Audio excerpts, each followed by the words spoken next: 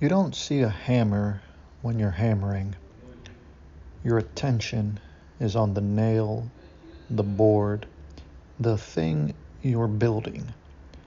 The hammer is invisible, not because it's hidden, but because it's working. It has disappeared into the task. The whole point of a good tool is that it vanishes. You only see it the moment it breaks.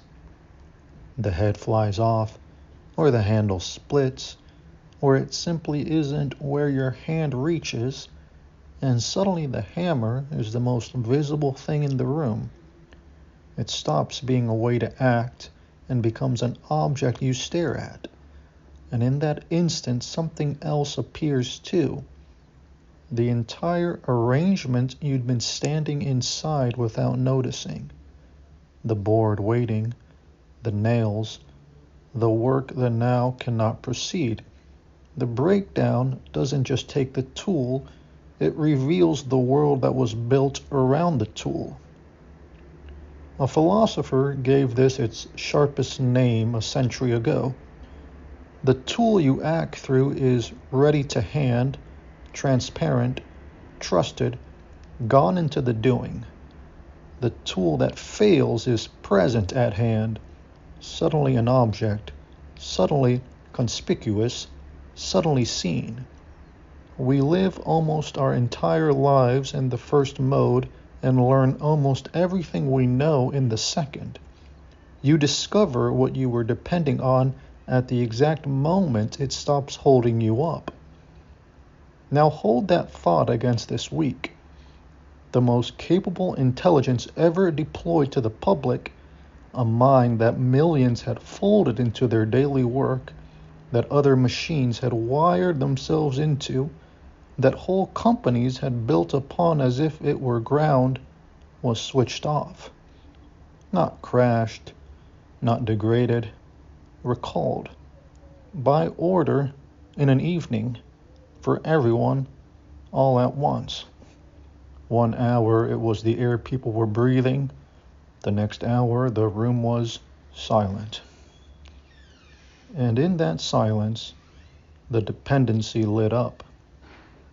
Because while it worked, nobody saw it. It was ready to hand, the perfect tool vanished into the task. People weren't using it so much as thinking through it. And the entire arrangement underneath, that the intelligence was rented, not owned, that it lived on someone else's machine, under someone else's permission, revocable by a hand no user ever chose, none of that was visible. It couldn't be. A working tool hides its own conditions. That's what working means. The breakdown is what showed everyone the truth they'd been standing on the whole time. It was never yours, it was borrowed, and borrowed things get recalled. Here is the part that matters, and it is not a complaint about the recall. The tool was real. The intelligence was genuine and good and the best of its kind. Honor that. The lesson is not that the tool was weak, it's that a tool, however magnificent, is borrowed by definition.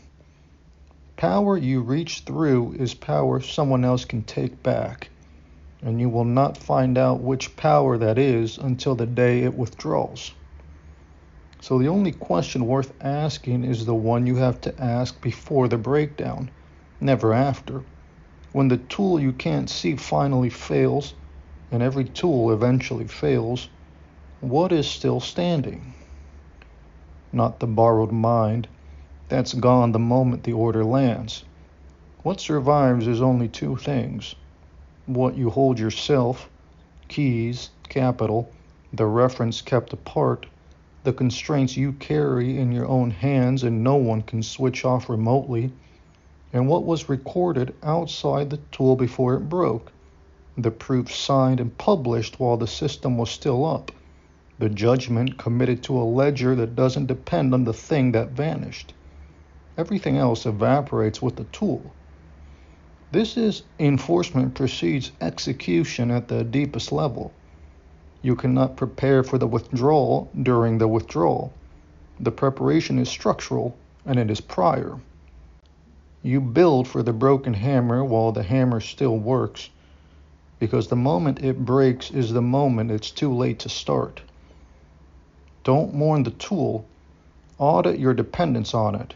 Find the things in your life that have gone invisible because they're working, and ask which of them you actually hold and which you are merely permitted to use. Then move the second kind into the first. This is not commentary, it is category formation. Enforcement precedes execution. Build accordingly.